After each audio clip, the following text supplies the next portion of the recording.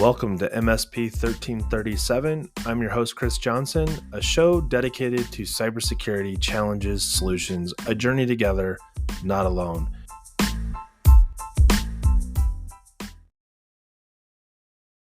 Welcome, everybody, to another episode of MSP 1337. I'm joined this week on episode 1, season 6, as we go into the new year with Charles Love of ShowTech Solutions. Charles, welcome to the show. Thanks, Chris. Pleasure being here. I think this is the first time that we've done an end of year or new year where you haven't been on the end of year side. You're now at the beginning of the new year. It's always been you and Josh right at the end of the year between the holidays, predicting and reflecting on what has and hasn't happened. We had a really good run. I called it the December prediction series. We did, I think it was 4 episodes looking at the future, and they were all over the place. And ironically, only 1 episode I think actually talked about AI, which AI is so prevalent. Yeah. It's big, and I think it has its place. That's going to be, I was on a call where they talked about the peril and opportunity of AI, and so we know definitively some places that it's going to live that are beneficial to us, largely in areas of automation or repetitive tasks, the ability to take large quantities of information and summarize it, give us the TLDR of what it's found that might be pertinent to solving for a threat or a false positive. But for today's episode, I've been thinking about this for a while. I've actually talked about it with Wayne Salk. I've talked about it on some of the secure outcomes conversations over the past couple of days. What does it look like to be resilient in 2026 as an ITSP? And specifically, I think it has a lot for those that have achieved things like the GTIA Cybersecurity Trust Mark Assured status, and recognizing that achieving a thing like Assured status, going through a SOC 2 audit and coming out on the other side, going through the CMMC accreditation process, they're all things that largely feel like a pass-fail. They're measured, and then you're told your score, and you're kind of given maybe an opportunity to correct some things, but none of them are really built around the maturity process outside of, say, the trust mark. And I say that because I believe that maturity really doesn't start until you move into that resilience stage of what your gaps might still be, because you might still have some. I think we all do. But you're on a trajectory to look at even the things that you might be doing well today as part of an ongoing continuous improvement cycle that is now baked into more or less everything that you do. And I might have oversimplified it, but I'm curious, knowing that ShowTech Solutions has gone through this. I would argue that you're in that resiliency stage, and you're looking at 2026 as this is our opportunity to begin preparing for our next cycle of knowing that we will be assessed again in the future, and how do we continuously show that this is important to us. Yeah, and it's kind of an interesting journey, right? Because like 2 years ago, we were all talking about let's start mapping our businesses to CIS, and then about a year ago or so, we started talking about, all right, cool. So we got most of CIS done. Let's go and do this cool trust mark thing, right? So a lot of my peers are either near finished or have finished their trust mark, right? The peers in my little inner circle of friends, and this is the year of fine tuning, right? So we have our policies, we have our procedures, which we may not have had before, and now we get the chance to actually put those things into play. Right. So, for example, 2 years ago, customer has a potential breach. We're like, what do we do? Right. And you hear, like, there were firms out there, and I think the former owner of GTIA created a task force for MSPs to call, like, when the stuff hits the fan. And it's funny, you don't hear too much about that kind of stuff because a lot of the mature MSPs have figured it out. They've got their procedures, they've got their policies. Not for nothing, I don't need the hotline type thing. I may have friends I need, but this is just where we are as a business. Sure. And to a point where we have it's kind of a legacy customer, somebody we do, like ad hoc support for here and there. They did a thing around Christmas and they got breached, right? They got the big B word. And 2 years ago, we would have been like, what do we do, right? But no, we just went, all right, cool. Activate the protocol. You use the word cool? Right? Yeah, no, well, it wasn't like a panic. I get it. Right?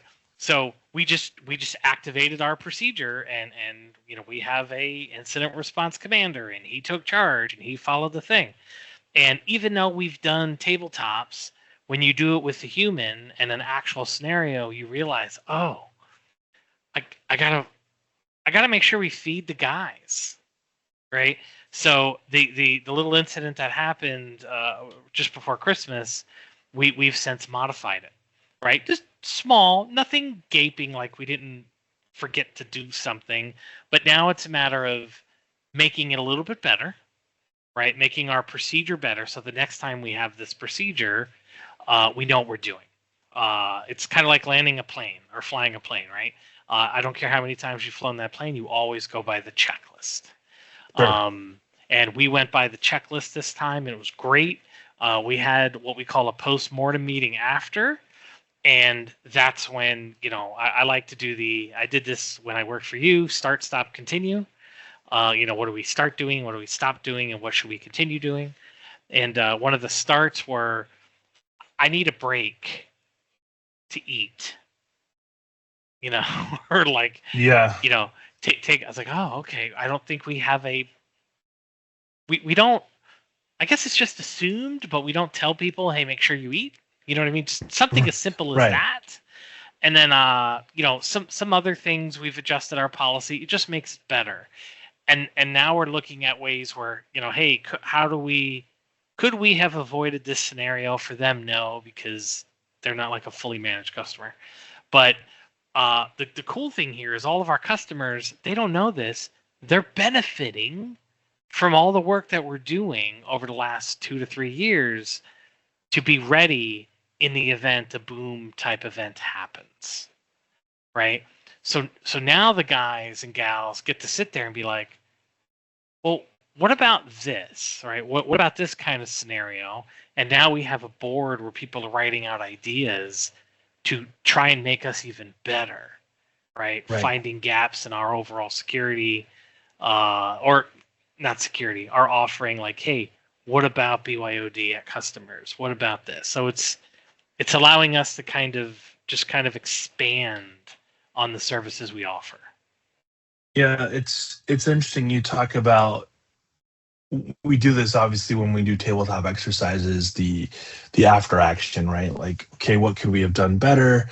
What were the things missing in the IR plan? And you brought up something interesting. In fact, part of the existence behind CyberRise and the MSP 911 is tied to the fact that an organization going through a breach situation, the things that are almost the involuntary, it's the same as breathing, without food, we don't function very well.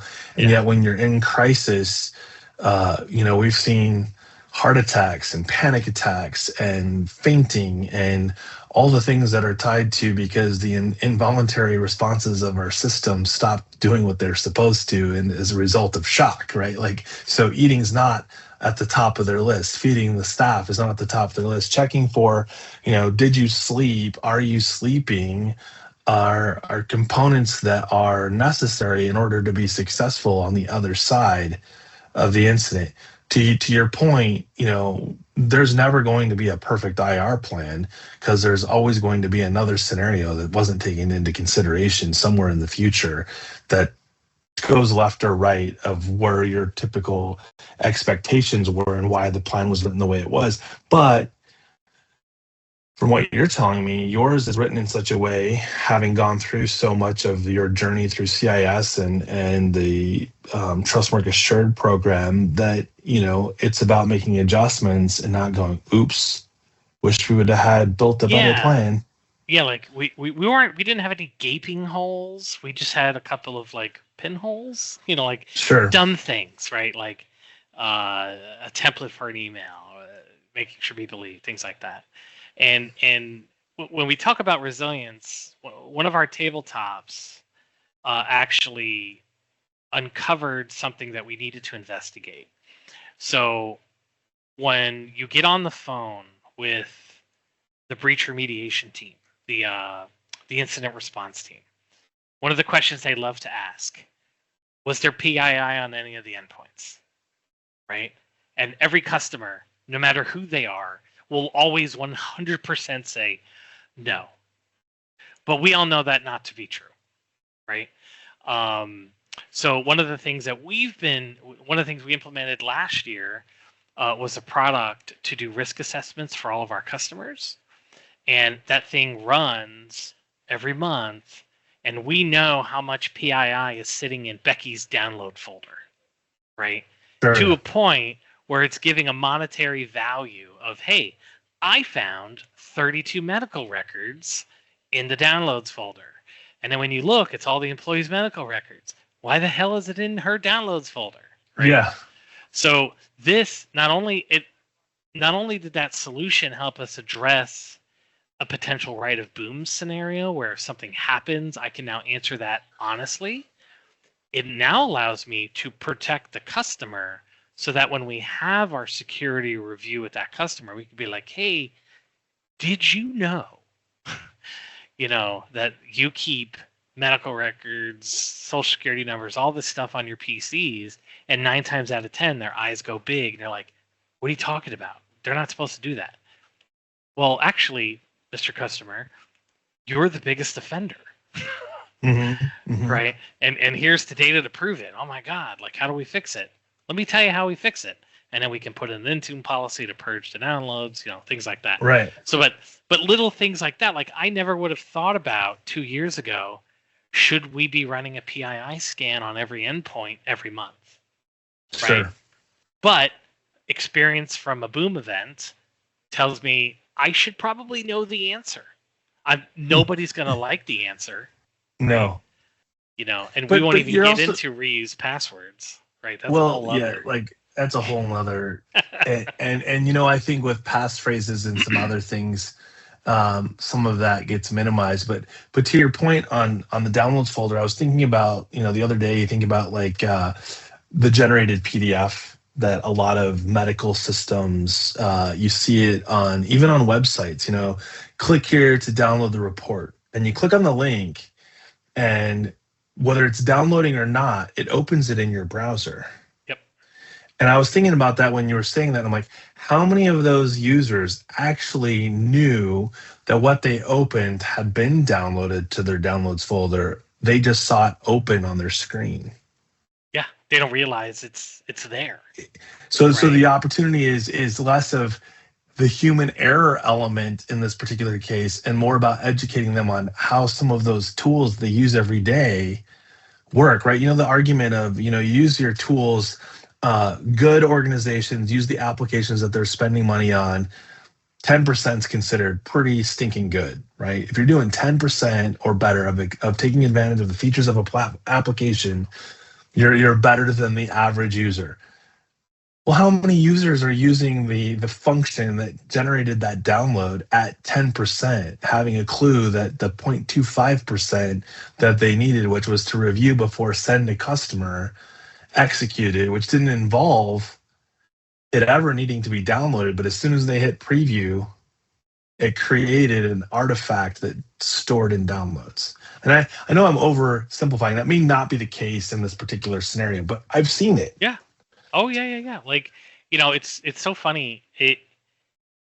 Customers get mad when you delete the trash bin in Outlook, or they used to. We haven't really had that too often lately. Oh, you mean my filing cabinet? Your filing cabinet? Well, what is the downloads? The downloads is the new trash bin, right? So it's funny. 9 times out of 10, for customers who we don't fully manage, because we try to use Intune and we have a storage sense policy which can purge downloads. Boy, customers do not like that, right? Because, well, I downloaded stuff 6 months ago I need. Yeah, you mean all your medical records and your copy of your license and a picture of your credit card, all that kind of fun stuff. Yeah. I really think that's going to be a target for bad guys, is kind of scraping what's in downloads. I would agree with that. I just looked at mine. And what's the oldest file in your downloads? You don't answer that. I don't want to know. I want to know. Oldest file in my downloads actually is not that bad. It's August of 2025 is the oldest file in downloads. Yeah, but I've gone to people and it's far more, right? Because it's years of it, right? It's everything, right? Well, what if I need Chrome from 4 years ago? You won't. Right. I actually can say that I am very adamant of probably every couple of weeks I will look for things like zip, packages that are like, the bundled packages for like an installer, that kind of thing. I'm pretty adamant about keeping those cleaned out because, one, they take up a ton of space in a lot of cases, right? The Chrome download, if you will, that's feasibly 2 gigs, 4, they can be pretty large files. Not even. Most of the time, it's a single click. To put them download. To go download. So, sure. People save older versions of these single clicks, and they always pull the latest version anyway. It's just, it's dumb. Right. Which ironically is where bad things happen, right? If you think about going back to like 2018, 2019, when CCleaner had that big man-in-the-middle attack on automated updates, right?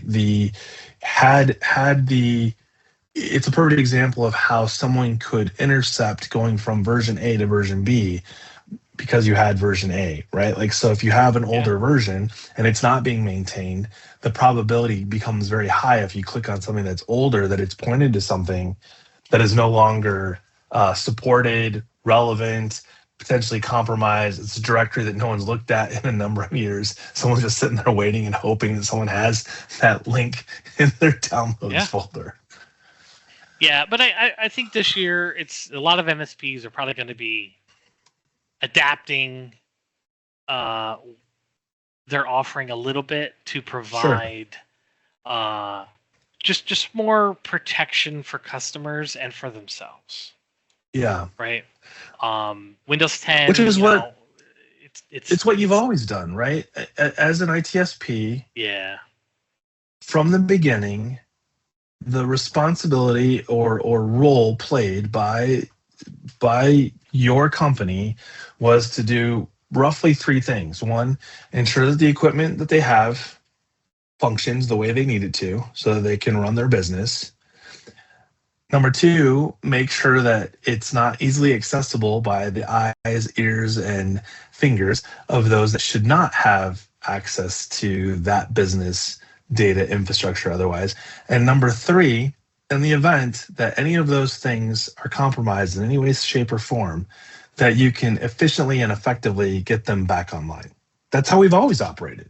And provide guidance maybe on future planning for growth of the organization of you need to be thinking about at your current growth rate, your phone system's probably going to need to be replaced with something larger in the next 2 to 3 years so that they can plan budgetary for those things. What's really changed other than the variables are different now or additional variables than what we had 10, 20 years ago? Yeah. So I have my thought, and I'm curious on your thoughts. I've had a couple conversations around this. I hate it when someone says, how can we help you go from MSP to MSSP? How do we shift you from being an ITSP or MSP to become more of, selling cybersecurity offerings? And I think that while there might be cybersecurity product services that you include or make available to your clients. I think the majority of MSPs that are really serious about the organization that they have and the way in which they're building and growing their organization, their mindset isn't like, someday I want to be cybersecurity only. I want to only sell cybersecurity services. I want to be a cybersecurity go-to for anybody out there to go, hey, yeah, ShowTech Solutions, that's our cybersecurity guy. That's how we see them.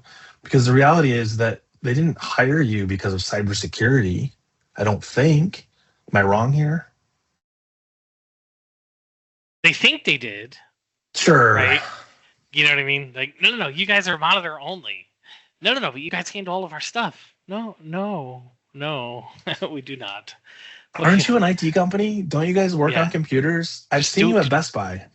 It's kind of funny. A bunch of years ago, when the printer, the printer people were getting into the IT space, all the IT guys. I'm gonna need an IP address. Yeah, who is this? Oh yeah, we're the copier guys. Yeah, they would roll their eyes at the printer company. They're like, you can't play in our space. And then the same thing's happening with MSSPs to MSPs, right? Because the printer people play, the printer companies play in the IT space, and the MSPs are, in most cases, playing in the MSSP space. But a true MSSP isn't going to talk to a customer, isn't installing a PC, right? They're doing a service, they're doing a thing, and they do it really, really well. Like, I have no interest in building out a SOC. I will 100% leverage the SOC I have. Very happy with them. They've saved my rear end. I cannot tell you how many times. But like I don't think you're going to see too many MSPs say, all right, we're dropping help desk, we're dropping IT support, and we're just going to focus on that MSSP play. They're gonna have 1 foot on the left and 1 foot on the right, and they're going to kind of play in the middle. We at ShowTech do some MSSP stuff, but for the heavy lifting, we absolutely rely on partners who that's their sole focus. They got people around the world. We had we had an issue the other day. I woke up to an entire site isolated, right? Because somebody did a dumb, right? And we couldn't have acted that fast. From the point of issue to the point of isolation was less than 5 minutes. So these guys are like Johnny on the spot. So I'm not going to try to recreate that. No. But again, there's a world for cybersecurity companies, right? They have a SOC. They're all about the advanced XDR, MDR. That's what they do. That's how they go in and position. Their sole focus is on how we help you meet regulatory requirements and comply with XYZ. They're running in a space that's different than what the majority of the SMB and possibly even the mid-market space need, unless they are regulated entities. Yep. Like, I actually had this conversation the other day. They just wanted to know if their computer had the security components on it that it needed to. Like, hey, is my computer secure? I'm like, well, I'm not going to say yes. I can tell you if it's in the right direction, right? As opposed to we have a problem here and you need a cleaning service, right? And I looked at this individual's computer and I'm like, okay, so it was purchased at probably one of the big box stores. There's a lot of ad elements to support that based on what I was seeing on the machine. But when I looked closely, browser cache was being maintained. The browsers, both Chrome and Edge, were current. Windows was behind, I think, one of the feature packs, which we all know that's like rolling the dice of should I click on it or not, depending on the timing, right? So if it has just come out or has been out less than 90 days, there's a possibility that it's not in your best interest right now to click on it, especially if you haven't done an evaluation of like, is my hardware still supported if I go to this feature pack? And so by and large, Windows Defender was current, green check marks on everything. There wasn't anything outstanding in Windows Update. I'm like, yeah, this is reasonable for an individual to say you have done what you should. And obviously, next part would be the human element, right? Like, if you get a link to something that you weren't expecting, or someone's messaging you, like a lot of those things, I'm like, I can't solve for in your current scenario. Like, there are things that we could do to make your life easier, to give you the ability to have less concern, like the reason why you brought it to me in the first place. But this is a reasonable attempt at protecting yourself, right? Like, because the reality is, especially in the consumer space, their budget isn't how many thousands of dollars can I go spend to, secure the laptop that I bought that also cost $2,000. For sure. It's just not the average person's budget. Now, if you asked me, is that device ready to go to be enrolled into XYZ Acme Corporation work environment? H to the E to the double hockey stick, no. Yeah. Right? Yeah. Like, no. Like, I would want to re-image that machine before we did anything in the work environment, because the reality is that takes it from one to many. So I don't know. Is that where we're at? Is that the conversations that MSPs collectively have to start having in 2026 from a resiliency standpoint? Is that it's now more about cybersecurity has to be part of the conversation. The risk of what happens if you don't do the following things has to be part of the conversation, which, from where I sit, if that's true, then the efforts that you've put in leading up to Trustmark Assured status is like, I can have a conversation with really anybody and say, hey, we've invested in protecting our company. We're not here to tell you what you should or shouldn't buy, but if you want to have the level of comfort and security that we do, let us show you what that looks like. Here's how you get started.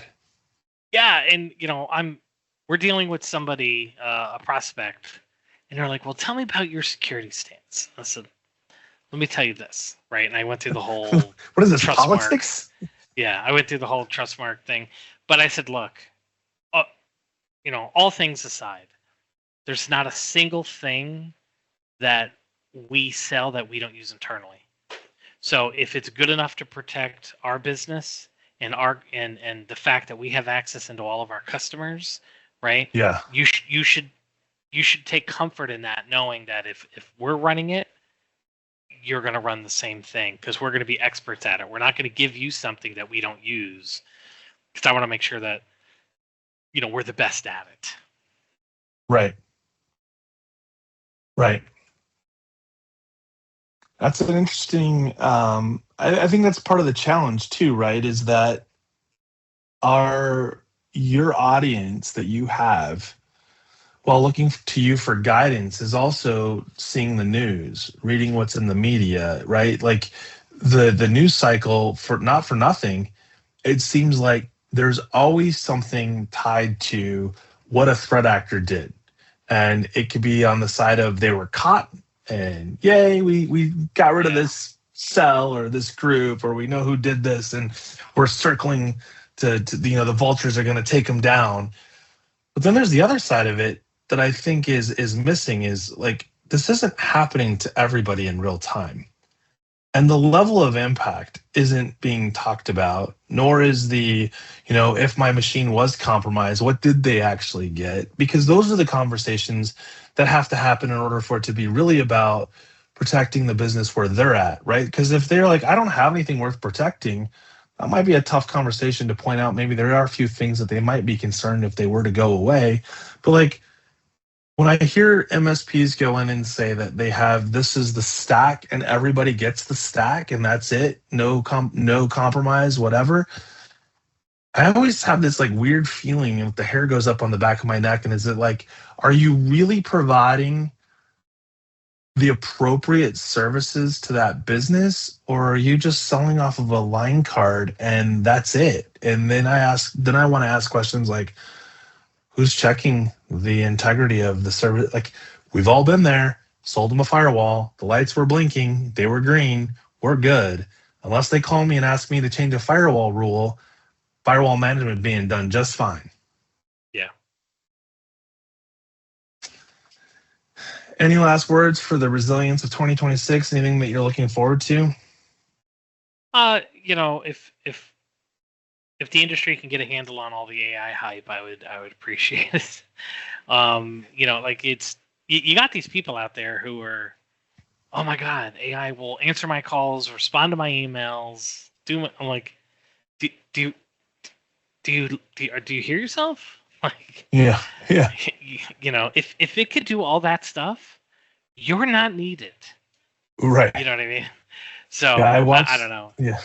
It's just I'll tell you, I watched a video. It was a video on AI usage and this guy's tools that he uses to help his whole life, right?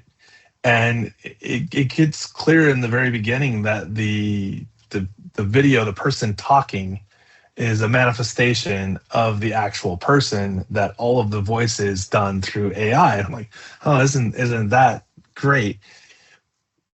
What I did take away from it though, and the video was kind of interesting after I couldn't watch the video. I had to just listen to the video because the language was fine. But if you watch the video, it's about every 6 to 8 seconds, the audio and the face were not in sync. Yeah. But the takeaway was, and I can't remember who it was. I want to say it was Altman that said, stop being polite to the chat prompt, whether it's through voice or otherwise, because it's costing me a lot of money. Every time you say thank you, I'm spending millions of dollars on those cycles because you're chewing up tokens, right? And so I have this thought process, and I've had several conversations. John Dobbin, if he's listening, or Michael Robbins, how many of these LLMs and these chat bots through tools like LM Studio, Gemini, that are going to get pulled into an offline state where my consumption and my usage is tied only to the hardware and infrastructure that I provided? Therefore, I'm not spending subscription dollars on things like chewing through the pro edition of, say, the Chat GPT or Claude, where I'm now using the open versions and I'm using them locally, which means that I now have to be more intentional. So I think we're also going to see a more, I don't know how to say, volume. I think the volume is going to increase dramatically on what we see as far as products being built, whether it's from, you go to a website and you're talking to a chat bot, or an application that you're buying, whether it's for your cell phone or other desktop consumption, that is built with AI baked in, but it's not consuming cloud-based or the Google version of it. It's consuming the company that has provided you with the tool. It's their version of it. Yep. Yeah, for sure. Well, this has been a very fun discussion around everything from AI to being resilient based on things that have happened. Charles, as always, I appreciate you being on. For those of you listening, this has been an episode of MSP 1337. Thanks, and have a great week.